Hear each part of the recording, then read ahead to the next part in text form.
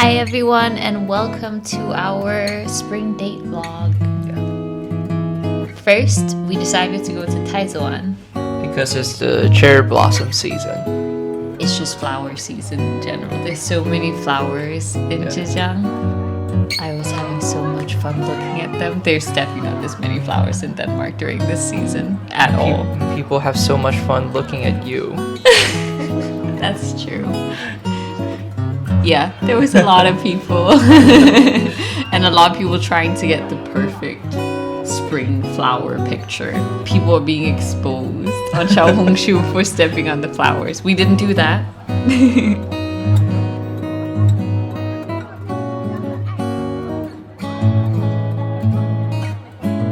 You can see there's a lot of cherry blossoms.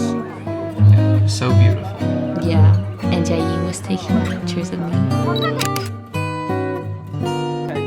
And there was a windmill, just like the old school European ones. It's been a while since I've seen one of those. Yeah, it's been there for a very long time. It's super cute. And I'm acting crazy in public again. But there was a bunch of students here as well. And you can see all these little booths with a bunch of funny things. This really cracked me up because of people's baby photos. So some of the high school students found me and stood in line to take pictures. They were so cute. Yeah. These guys came all the way from Xinjiang. I was quite surprised because that's the opposite end of the country from us. Yeah.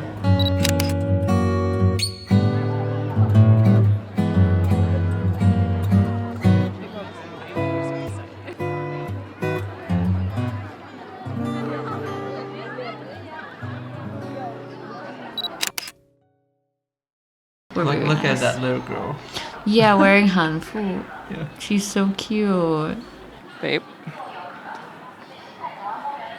Yeah, me balancing. I am forever a child at heart. Playing around. I couldn't wear closed-toe shoes that day because I'm missing a toenail at the moment because I'm an idiot.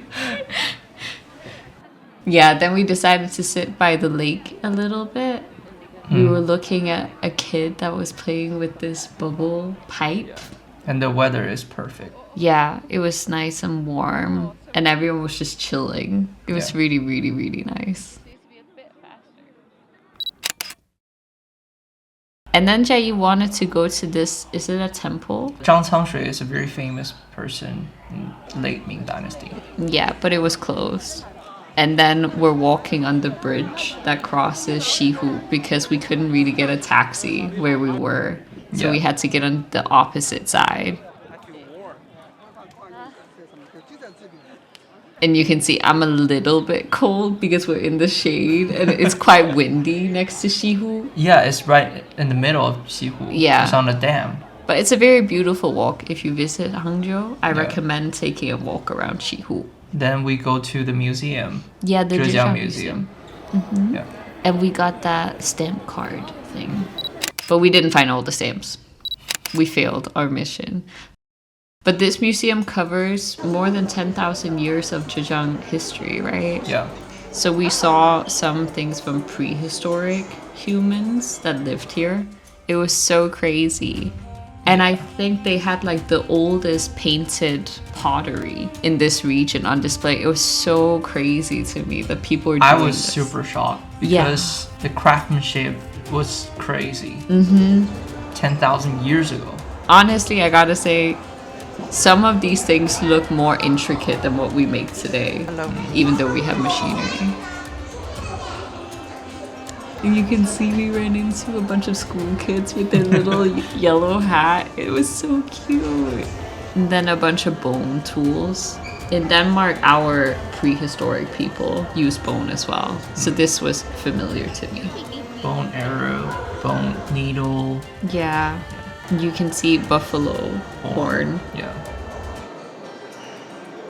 I think this might have been turtle shell. Yeah. They had those too. I'm really fascinated by the use of turtle shells in China.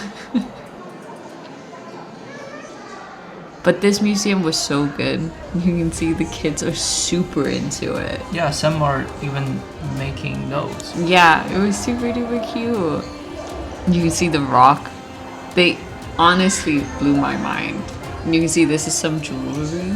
Yeah. So it was very interesting to me to see that Chinese jewelry, traditional jewelry, has stayed pretty much the same for more than 2,000 years. The bracelet, the jade bracelet. Yeah, I want one really badly. Oh, and you can see the characters are a lot similar to the modern characters. Yeah, you said that you can read some of it. And yeah, a bunch of pottery. I'm discussing. It's because my neighbor found a stone axe, so they had one at home. You see this arrow? I thought it was metal. Yeah. It was so crazy. It looked perfect. I sent it to my mom and she couldn't believe that that was stone either.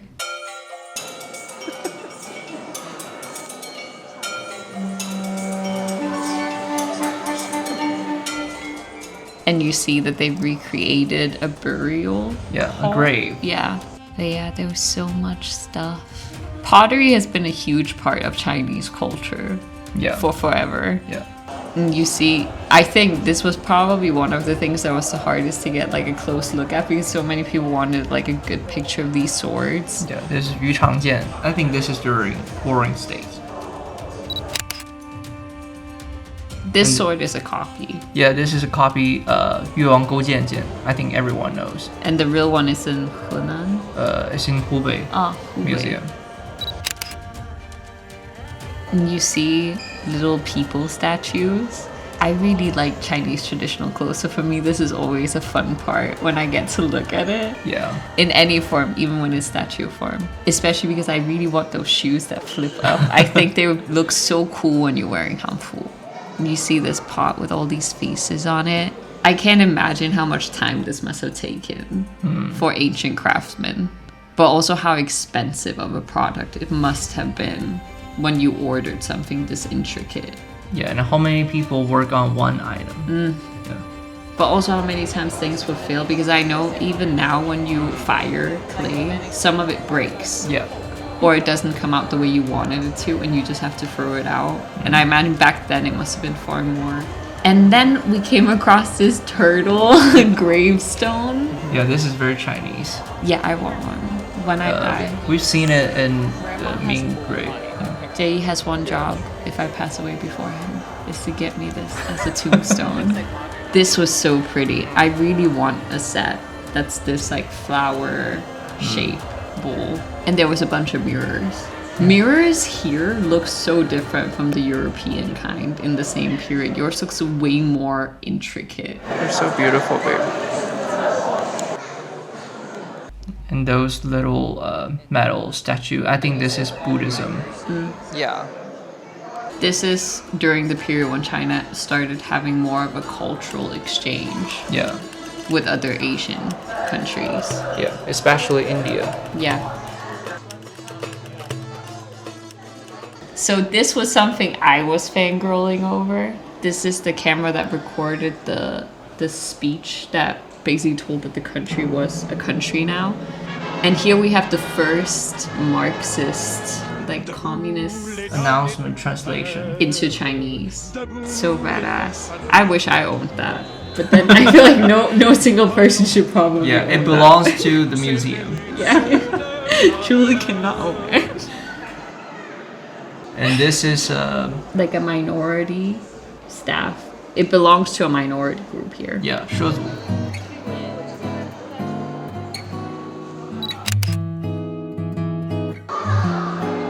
I don't think anyone knows this, but I'm wildly into dinosaurs. I love dinosaurs. In Denmark, we just don't have a lot because we were covered by water. Julie is a dinosaur nerd. I felt like I was 3 years old again in a museum seeing massive dinosaur bones. Then we went to the cafe, and the museum's cafe, I can highly recommend. This is very rare for me to say. Very decent cake. Very good cake. The drink was very good. Yeah. A girl and her mom or sister maybe was sitting there. They started laughing because we kissed each other, and she started giggling. It was so cute. But yeah, the cake was really, really good. It was a chocolate mousse cake. Yeah, it's really good. But yeah, the whole cafe felt very peaceful, and I would say the price was reasonable. This is the king of 吴越王钱柳. I think people here, everyone knows who that is because that's I would say the foundation of culture here. I read about this because I have a book that's like Chinese history that I'm trying to get through. It's very interesting. I find that Wuyu culture is quite interesting to read about, to be honest.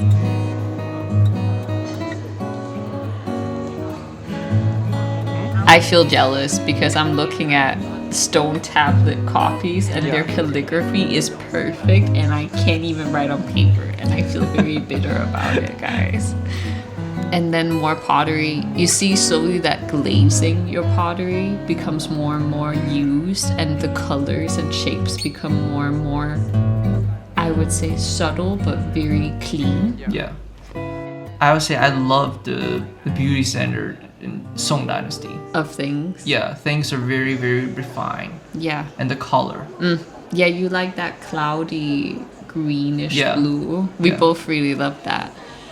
And here you see more figurines with all of their clothes on, and I was so fascinated by it. Yeah. And here you see the color we're talking about. So Chinese people were super into astrology, and it is here that it comes from, like all of this zodiac sign, what we use in the West today. So if you're into that, probably do some research into Chinese history. I feel like you'll probably find it super interesting. Yeah, and then we have more to do with Buddha, Buddhism. You can see that they were painted.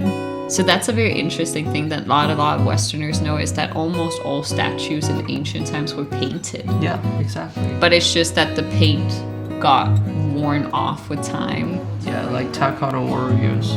Yeah. They're all painted. But also Egyptian. But by the time Cleopatra came around, the paint had already been pretty much worn off, so people copied it into white marble. And then you see what is obviously a Dior design, right? According to Dior, anyway. I'm just joking. This is a Ma Mianxun, but Dior does claim that They designed it. Yeah. Created. Yeah, just 500 years later. You know, that's normal. And those fabrics are amazing. Those are, I think, they're from Ming Dynasty. Yeah. It's so fascinating. And then you see hairpins. I would say hairpin don't change that Much at all. Yeah. It's more that they got more intricate. I saw a documentary about that recently. So they started having that hanging down part. But men's belt changed a lot. Yeah. I would prefer this if I wear anything fancy. Yeah, you can see how much effort was put into people's clothes. Yeah. To show your status. But of course, this is noble people's clothes. And then you see more calligraphy. I think this is something that's worth getting into if you're a foreigner here. Like, what is good calligraphy? Yeah. Like, look at the grades so you can understand it a bit more. Yeah, I think foreigners who live in China should slowly build up Taste. Yeah. And then we went to the part that has to do with the Opium War. So this is an opium pipe, which felt a bit uncomfortable to see, I'm not gonna lie, with what it brought to China. And you can see Shell, the sign. The company. Yeah, that's in Denmark as well. China was essentially forced to accept colonial companies to come in and start using and selling. And then we were done at the museum. I'm standing outside trying to take picture and video. And then it was the end to our day. We went to get something to eat, and then we went back home. Yeah. So yeah, I hope you enjoyed following along with our date, and then we'll see you guys next time. Bye. Bye.